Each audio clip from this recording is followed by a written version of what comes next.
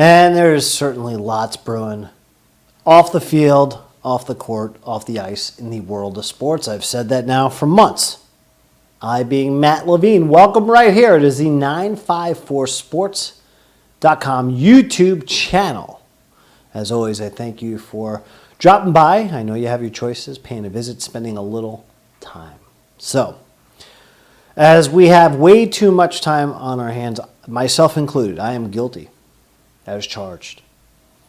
And when it comes down to sports, obviously, there's nothing going on the field, on the ice, on the hard court.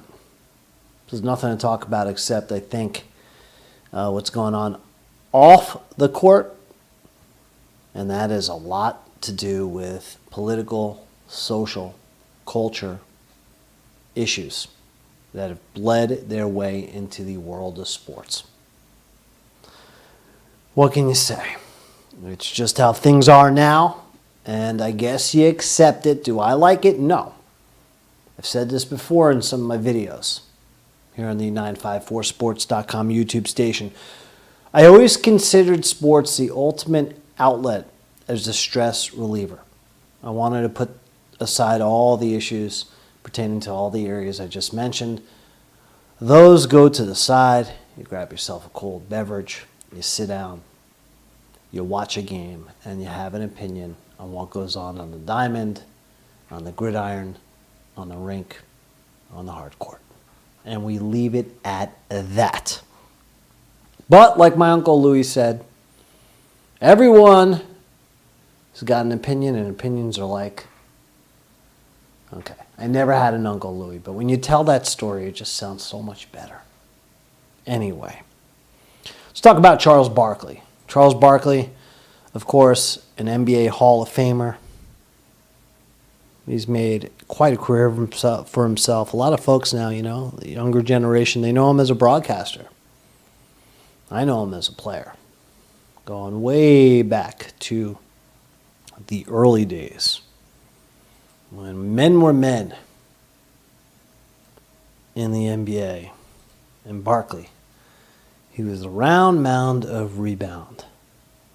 There he is slugging it out with Bill Laimbeer. Remember those glory days of the NBA? I do.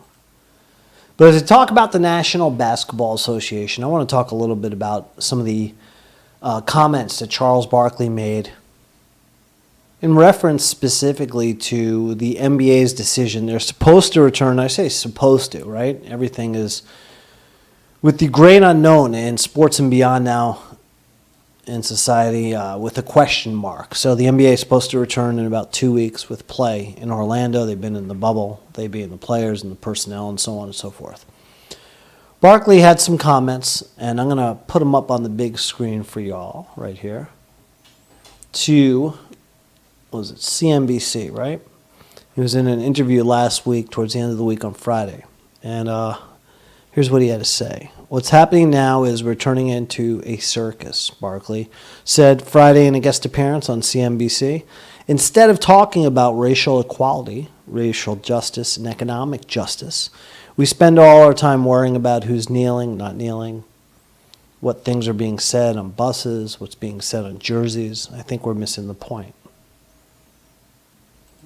He continued on to say, we need police reform, prison reform. Those are number one and number two things to focus on. We need cops, good cops out there pointing bad cops. Policing bad cops.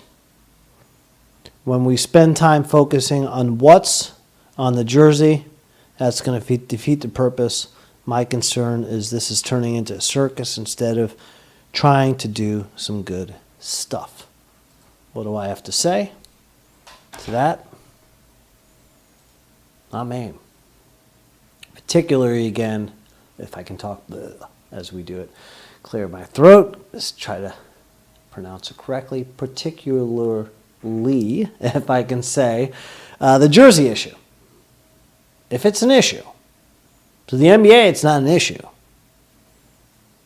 The NBA planning to get back on the hard court and giving their players an opportunity to pick one of 29 choices they have for messages, or social messages on the back of their respective jerseys for the teams that will compete in the NBA postseason tournament, right? The conclusion of the regular season, postseason tournament. Out of the 29 choices, the NBA, again, they sanction these choices. I'll give you just 5. No comments on any of them particularly, and I'll explain what I mean. One of them would be Black Lives Matter. Another would be equality. Power to the people is another one. The fourth one would be say your name. And the fifth one I'll give you is group economics. What that has to do with anything that I want to see on a basketball court. Any of these messages. Now, it doesn't matter what the message is. Those are 29. If the players were given 70, I don't know, not even a number, just an infinite amount of messages that they can create on their own, or just a tremendous list of all sides, whatever it would be. Whatever. Those are just 5 of their 29. It should be open-ended. The players should have the creativity to put a message up of their choice on within reason. It's America, right? But they give you 29 choices, fine. Is what it is. But when it comes to the choices, I don't want to see any of them. I don't want to see anything on the back of the jersey. I'm not butchering the 29 choices they gave them. Again, to me, it should be open-ended, and the players should get the right to choose them. But that's a whole different discussion. For me, I don't want to see anything on the jersey except this, the last name. You see Bird and Johnson. Remember when those guys saved the NBA? Maybe you don't. I do. Give me the legends. Give me the last names for the really tall guys who have short last names. How about a legend with a little guy? Jordan and Muggsy. How about the last names you can't pronounce? Not only in basketball, but in baseball. Football, usually you want the last names of the guys that tote the rock. Now, unless you're the New York Yankees, like a century ago, the legends, or the modern-day Yankees and the current legends, you don't have to wear a last name. That's just the Yankee way. But when it comes to economics, which I guess you can say is a word for numbers, the only numbers I want to say are these: the score, some statistics. So when it comes to Charles Barkley and his quote, right? So you see it again. This is the first of the 2 quotes that I'm putting up, and I'm just picking out a couple paragraphs worth of his quotes during that interview on CNBC. As he says it again towards the end, right? What things are being said on buses, what's being said on jerseys. I think we're missing the point. And then if you roll it over one more time to the next quote, and you go to the, third sentence down? When we spend time on focusing on what's on the jersey, that's going to defeat the purpose. Enough of looking at the quote, you get the point. It's going to defeat the purpose. Absolutely. Now, Charles Barkley, if you remember, and again, maybe you don't, but I'll tell you about it, and I might remind you, or you might already know what I'm going to say. Way back in the day when he was a player, Barkley was quoted as saying this: "I'm not a role model just because I dunk a basketball play. I butchered that. I'm not a role model just because I dunk a basketball doesn't mean I should raise your kids." I agreed with him way back then. I think he's still correct. Whoever said these guys are role models? Far from it. So 285 of those 350 players last reported on last week will pick out of the 29 different choices to put on their back of their jersey. Some of them that were explaining, some of the teams were releasing like a list today of the players and their choices and so on and so forth. I get for the NBA, yep, it's a marketing coup of sorts. And I get that they want to spice it up and try to be connected with what's going on in the world. But really cares. I don't want to see it. Now, there was another quote that Barkley said, and I don't have this one rolled up for you to see, but, pertaining to you might turn some people off. I agree. For me, it's pretty simple. Again, I showed you. Just put the names on the jersey. Freaking basketball.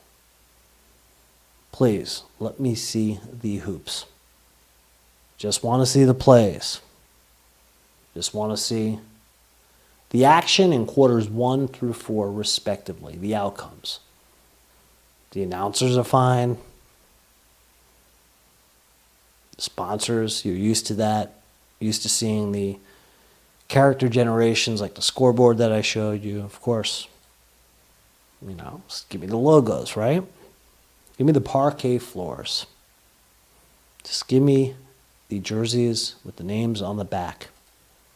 And let's move on. Now, interestingly enough, LeBron James, well, he's not going to be one of the 285 or so players that chooses to have his name on the jersey. LeBron was quoted, and part of that quote was saying, "It didn't go with his mission." King James. Maybe part of that mission is not seeing his jersey barbecued in the U.S. like it was there in Hong Kong. Remember that last year? I do. That's also a discussion for another day. LeBron's not the only one, though. As I said, 285 out of about 350. So it leaves you a minority that has chosen just to leave their last name on the back of the jersey. As for Charles Barkley, take him, leave him. Maybe you're neutral. Most of the time, I'll take him. He tells it like it is. I know it's a while ago when he played ball, but I'll tell you this much. Man, Charles Barkley, he was some fantastic basketball player. 93 with the Suns. He was the MVP. Came so close in the finals to knocking off Jordan. Because they have a lot of great players. With the Suns that season, 22 points a game, 12 rebounds, 4 assists. I'm sorry. That was his career. That season, 25 points, 12 rebounds, 5 assists, part of the Dream Team. Played 8 years in Philly where he started, 4 years in Phoenix, 4 years with Houston. One of the all-time greats, top 50 players in NBA history.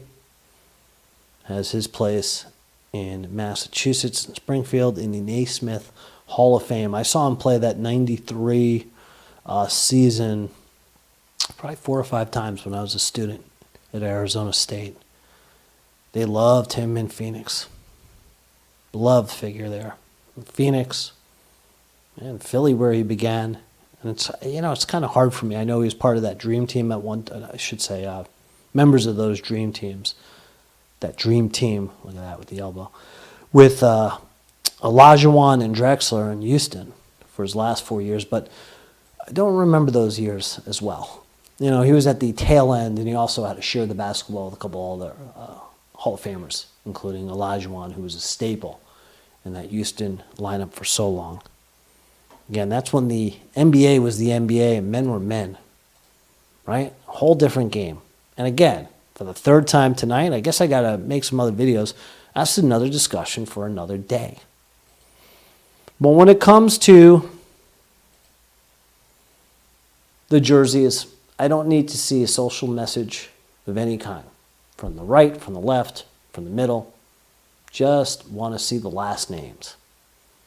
What they used to say in the show Dragnet, movie Dragnet, just give me the facts, ma'am, right? Just give me the easy peasy. Give me the score, let the announcers announce. Let me forget about all that's going on in the world and just immerse myself and get in the zone, get in the vortex of just watching basketball. And there comes a time when these sports have to realize the game that they are facilitating, administrating, quarterbacking, producing, the game that they control, they're not bigger than it. The politics, the social messages, the culture, wars that we're having, whatever context you want to put it in, what's going on in the world today should not be bigger than the game of basketball. It takes away from the hoops. It distracts, and as the NBA might find out, it may detract as well. It may have a negative effect. We shall see. We'll see even if we get NBA basketball.